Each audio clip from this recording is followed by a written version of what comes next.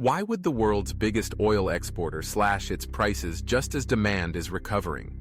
This isn't a minor adjustment, it's a message, and the timing could not be more revealing. Right now, shipping routes are busy, Asian economies are ramping up purchases, and yet Riyadh has cut its oil prices for Asia to the lowest level since 2021. Why? Because OPEC is shifting gears. It's no longer just defending high prices, it's fighting to keep buyers. For years, Saudi Arabia maintained tight supply and premium rates. Now it's offering discounts, mainly to stay attractive in Asia, where China and India are demanding cheaper barrels. This is not an act of strength, it's a defensive move. And it's the clearest sign yet that OPEC's once unquestioned grip on the oil market is weakening. While news headlines are dominated by peace talks and soaring tech stocks, OPEC Plus quietly made a dramatic decision in the background. They agreed to bring back over 2 million barrels per day starting this July, a full reversal of the voluntary cuts they used to keep prices high. So, what does this mean? It's not just about extra barrels, it's about a complete strategy shift. For months, OPEC protected prices by limiting supply. Now they're protecting market share, scrambling to hold on to buyers who suddenly have more choices than ever, thanks to booming U.S. shale and non-OPEC producers ready to fill the gap. If OPEC no longer dictates oil prices, then who does? Here's the truth you won't find in an official press release.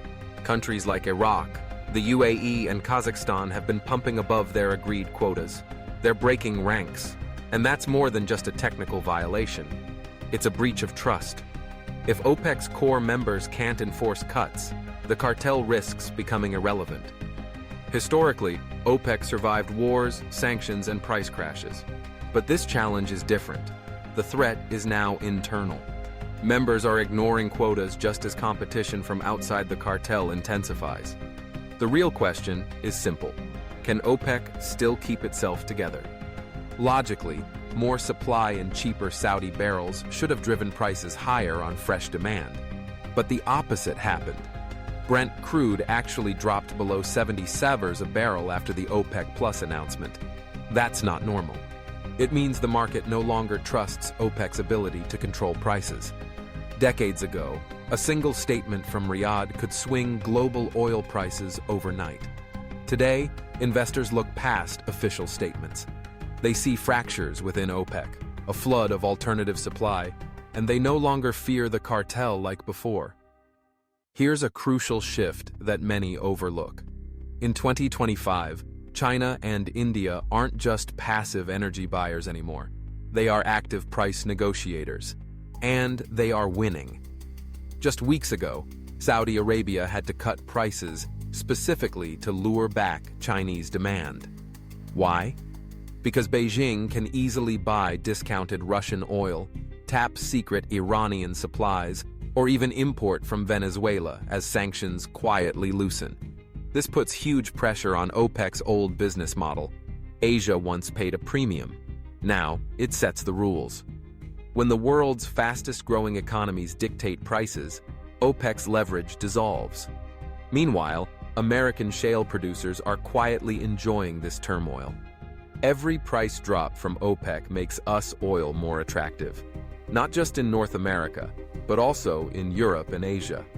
Shale oil is not cheaper than Gulf crude, but it is fast, nimble, and outside cartel politics.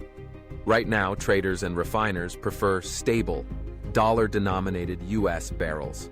No drama, just opportunity. It's not on the front page yet, but OPEC's African members are drifting too. Nigeria and Angola, two of Africa's biggest producers, have openly challenged OPEC quotas for months. Angola already quit OPEC at the end of 2023 after fighting production limits that held back its economy. Why does this matter? Because these countries need to grow their economies. OPEC's restrictions are squeezing their revenues. So they're turning to BRICS, to China-backed infrastructure, and to new regional partnerships pushing for energy independence. OPEC still carries weight as a name, but its authority over its own members is visibly eroding. Another quiet but huge change is the currency shift. For decades, oil was priced in US dollars, giving America vast financial power. Now, more deals are happening outside the dollar. China buys Russian and Middle Eastern oil in UAE dirhams. India settles trades in rupees.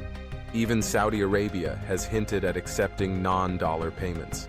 This is not just symbolic, it's strategic. If oil, the world's most traded commodity, moves away from the dollar, the very foundation of global trade and US financial dominance will change fast. Now, here's the real shocker. The International Energy Agency just projected that by 2030, global oil supply could surpass demand by 8 million barrels per day. That is a massive surplus. It means the world may not need as much oil as previously thought, even as the population grows. What's driving this? Faster adoption of clean energy, improved fuel efficiency, and a deliberate shift away from oil dependency for geopolitical security. OPEC sees this threat clearly, and that explains the frantic price cuts, production boosts, and cracks within the cartel. The clock is ticking, and the world isn't just drifting away from OPEC's pricing power. It's preparing to move beyond oil altogether. Consider this. Global investment in fossil fuels is projected to drop by 6% in 2025, even with strong oil demand. How does that add up? Because investors no longer trust long-term oil profits. ESG pressure is increasing, and governments are pouring incentives into renewables, batteries, and storage solutions. For OPEC, this reality is harsh. Even if they keep pumping and demand stays high, fresh capital is drying up. The problem isn't just the price, it's collapsing confidence in oil's future. For decades, the assumption was that oil was a safe bet for the near term, while green energy was a distant dream. But in 2025, that line has blurred.